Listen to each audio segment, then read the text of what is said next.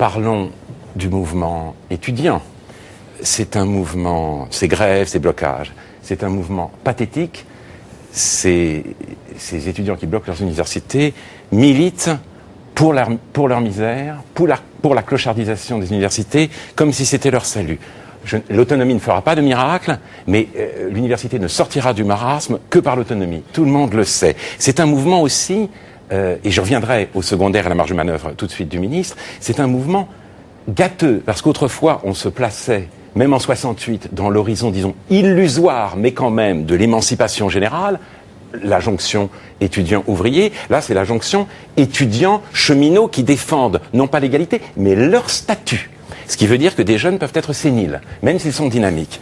Les jeunes qui considèrent que ça, c'est l'horizon de l'émancipation générale, c'est sénile. C'est un mouvement odieux parce qu'on entre en politique par la voie de l'intimidation et de la manipulation. D'autres jeunes veulent en effet continuer leurs études. Ils sont des fachos. Ils n'ont pas la possibilité de le faire grâce au blocage. Et si je dis que M. Darcos est dans une position très difficile, c'est que il ne peut pas attaquer de front la question de l'enseignement secondaire parce qu'il jettera dans la rue des jeunes encore plus radicaux, encore plus déchaînés, sans que l'on puisse leur faire entendre raison. Et d'ailleurs, M. Darcos a dit, même l'entrée en 6e, c'est une fausse question que cet examen. Pourquoi ? La sélection est un instrument démocratique. La sélection a été créée précisément pour en finir avec la cooptation bourgeoise. Laurent Schwartz, grand professeur de gauche, était un artisan de la sélection. Aujourd'hui, la sélection est un tabou.